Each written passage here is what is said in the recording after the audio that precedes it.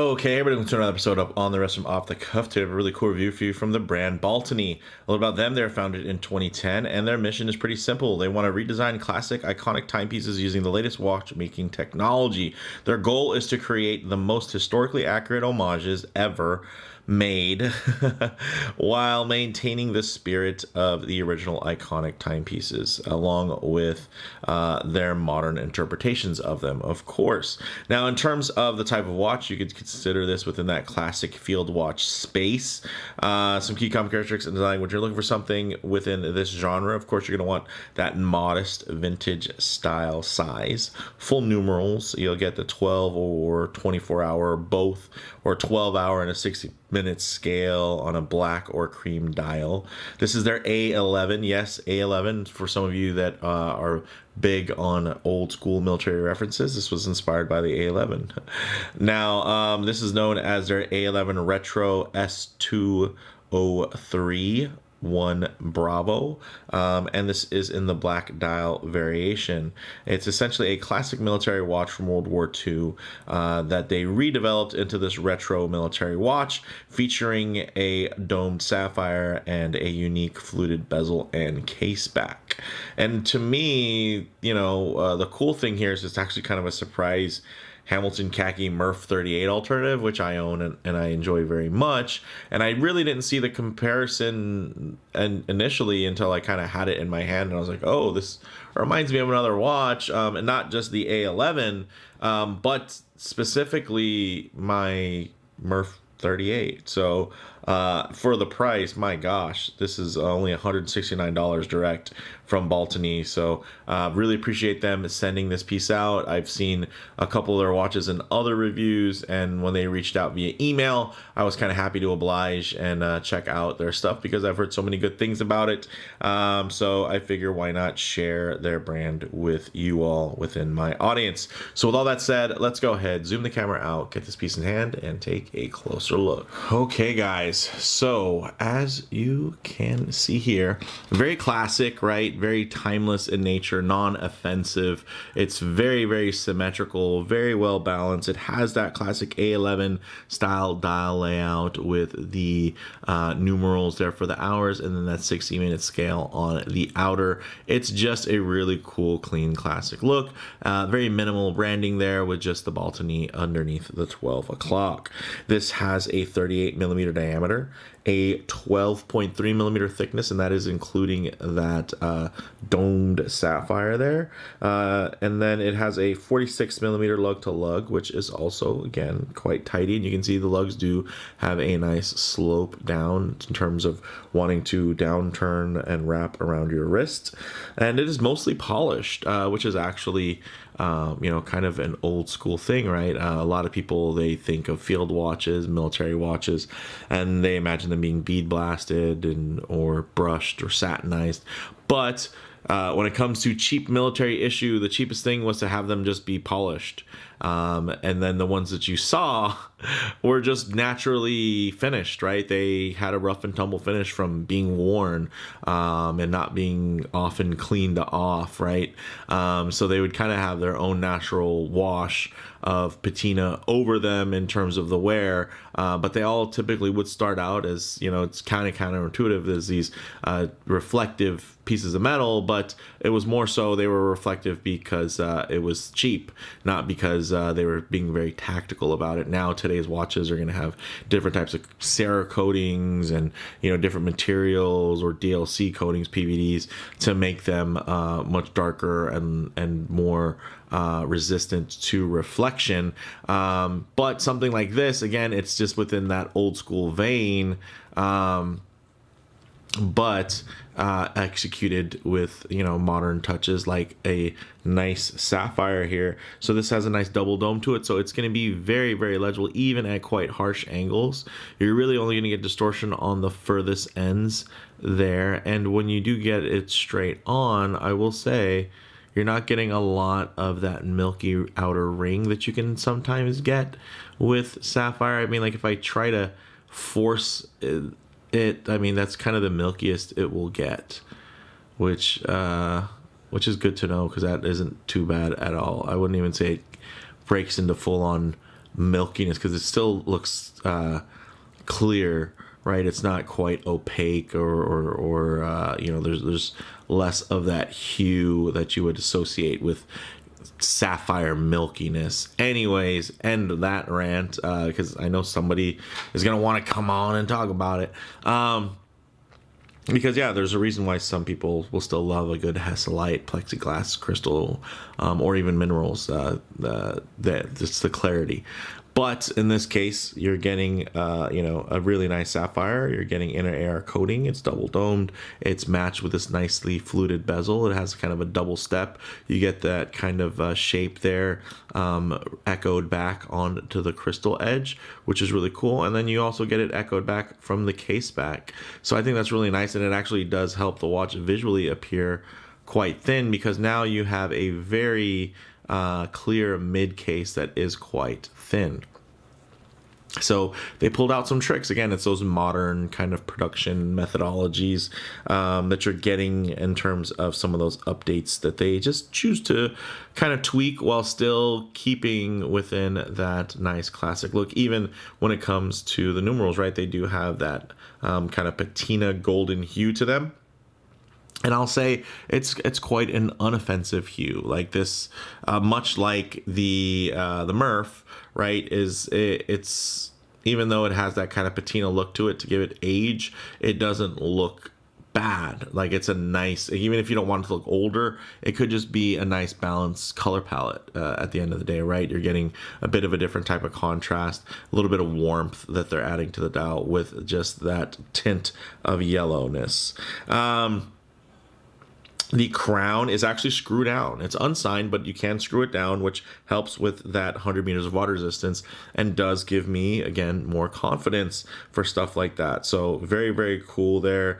And then, did I mention this is only going for $169 direct? Like, that is well underneath $200. That's a good amount underneath $180. So at just under 170, that's just pretty incredible. Some of you were wondering, well, for that, what do I get? And the movement inside is actually an automatic Seiko Instruments NH38, so no date, so there's going to be no ghost position when it comes to this piece here. You pop the crown out, and I will say I typically don't love NH38s, and the reason why is a lot of times when I'm doing my hacking with them, I don't get a really positive engagement for the clicking it back in. Here, just as good as any of the nice ones that I've tried, but I've had a lot of, I guess, semi-problematic NH38s where I'll push it down, it just feels a bit squishy. Sometimes it doesn't even engage the hack. In this case, it did. And it does have a screw down crown, which is also impressive, right? It's making it feel more solid, more complete, just more things in terms of, hey, these are these little value adds we like. Of course, it would have been nice to have a signed crown, but in this type of watch, you don't need it. It's kind of silly to complain about something like that. One, it's cheap. Two, what are you going to put a B on it? I mean, come on, guys. Like, the brand doesn't really have a logo like that would go on there, so I think it's okay. And honestly, for a vintage style watch that is meant to be quite minimalist and stark, having an ornate decorated crown just doesn't go with the theme anyway, so I'm not worried about that. Now, getting into this dial, nice matte black. Of course, everything's just printed there in terms of the execution, but you can see it's really thick, right? It has a nice 3D applique there that I think is worthy of some attention. That looks really good. The handset is painted, but it also has lume, so you can see here at this angle, the paint is quite sharp, even on the hands, which is honestly where you start to see things really fall apart, even on quite expensive brands, when it comes to the application of paint on hands. The lume on here is some Swiss subliminal. I'm gonna guess old radium lume, but it was not specified in particular, so I'm just going out on a limb there. It does have 20 millimeter lugs, and this is actually a pretty nice leather strap. It is quite soft and supple. It's a little stiff here, but I think easily can be broken in. And I think for what it is supple to a degree where I'm surprised how nice it is, especially at the under $200 price tag like this. I've you can buy aftermarket straps that are this, that are this quality. And of course you can buy some that are nicer, but I'm just saying this doesn't feel like normally what's provided with these types of watches, especially with a 20 millimeter lug. I mean, you can throw this on a NATO, you can throw this on so many other different types of straps, and it'll look great. So you don't necessarily need this one to be great, but it's nice that it is actually very solid, very serviceable strap there. And then you're getting fully milled in terms of that pin buckle. Even the finger there is milled, so very, very nice. All polished, but hey, it fits with the with the style here. Honestly, the only thing that's brushed is going to be the like radial brushing, that sunbursty type of pattern here on the case back. Yeah, so with all that said, let's go ahead and get it on the wrist and see how it wears.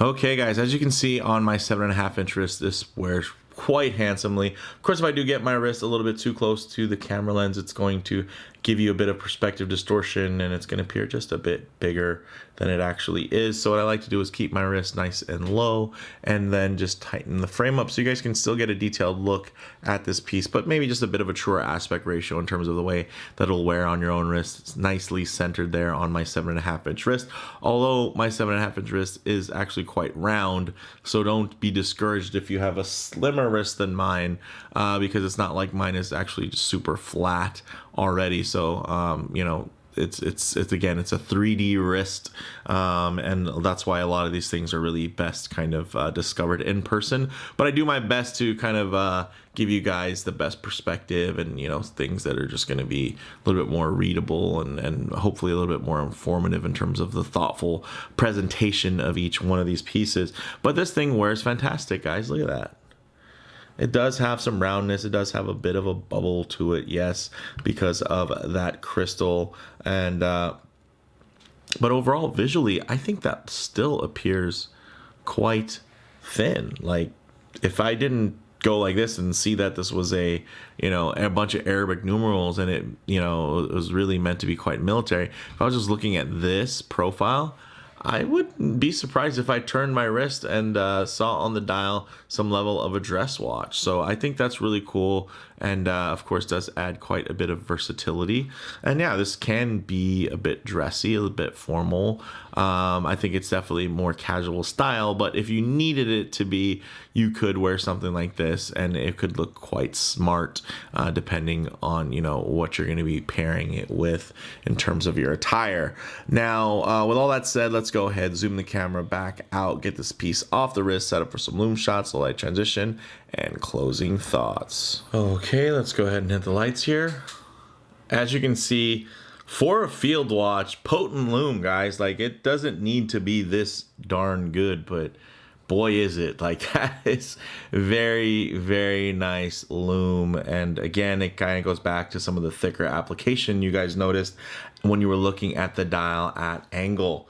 Now, one thing I always do like to work in, of course, is a bit of low light transition, because you're not always going to be out in the middle of a field enjoying direct sunlight. A lot of times you're going to find yourself coming in and out of buildings, walking underneath overhangs, or maybe just hanging out underneath the shade of a tree. So it is nice to see what these colors, textures, and finishes render like in less than optimal lighting, to maybe even include some harsh lighting that might expose any types of production defects. But you can see here, really pristine, very, very clean, and you can't always expect that at this price point. So again, very cool that they went above and beyond here. And that dial has a nice bit of play to it, right? You can see that and generally it's going to contrast as quite dark and deep, but depending on the lighting, sometimes you can catch the matte finish there and you're going to get a little bit of a washout, more of a kind of anthracite gray, but the warmth of that color palette for the handset and numerals still keeps a nice amount of contrast, so it never washes out. And then you can also get some real high contrast, or of course the contrast of the green loom off of the black background. So very, very cool, very impressive. I dig this one in terms of that it really kind of, it completes that idea that they said, within kind of their mission, right? To recreate that, but still adding more kind of their own touches here and there, and of course, modernizing things and making them better, producing them to a higher standard. If you took this back, 100 years, folks would be pretty impressed with this bad boy. So, guys, closing thoughts on the wrist. Really classic proportions, fits, a myriad of different situations, and it feels ready for both field and flight. Of course, the A11 dial, also does have an aviation history as well. So this fits within that space, but it's also within that size range where it is kind of within that sweet spot where we find historically quite a few watches that were great for kind of field and flight in terms of that military layout, but in a little bit more of a compact package that you would typically see more in a field watch, but with some aesthetics that definitely felt a little bit more like a pilot's watch. So in terms of model variations, it's also available in a golden yellow dial, which looked really, really cool, but I feel like this was probably the one that most folks would gravitate towards, so I wanted to make sure and kind of share that one with you guys. But if you are interested in something that's going to give it a bit more pizzazz, check out that golden dial. It's really, really cool. So in terms of comparable models, this does compare really well to my $895 Hamilton khaki field Murph 38. If you like that watch more, for the looks and the capabilities and less for the attachment to the film Interstellar, this could really fill a similar space for you, just because it has very similar capabilities. And at just $169, this classy and well executed little military inspired piece offers a lot of value for money. It just does. And then the nice thing is these types of layouts within military field space and of course within aviation and pilots watches, the nice thing is, yes, there are some brands that kind of own this look. Let's say on the pilot side, everybody recognizes IWC, but at the same time, there's a bunch of Flieger manufacturers that have a huge claim to those dials, whether it be the A dial or the B dial. And even when you think of something like a Hamilton and their field watches, and they're just very mainstream and known for these styles, there's, you have a lot of offshoots, let's say from Ben Russ, who have an equal claim to fame to that type of very clear and historic, field watch aesthetic in terms of the dial layout. So I think that's the cool thing about this space, is that you can kind of do an amalgamation, do a little spin here and there,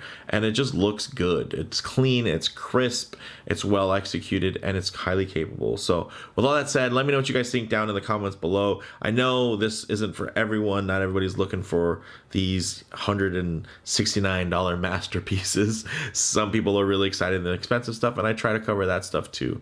But I do want to cover this affordable end stuff, especially for those that are just really value conscious and just want something that feels good and wants to feel like they got a good deal on a watch, especially with how confusing so many things can be in terms of the way one watch might be priced or produced, or the way that it's, they can enjoy the benefits of scale versus the way another brand can or can't, can really put a difference and a distance in between those levels of execution. And then the prices just don't always feel intuitive. They feel sometimes like, why is it so expensive?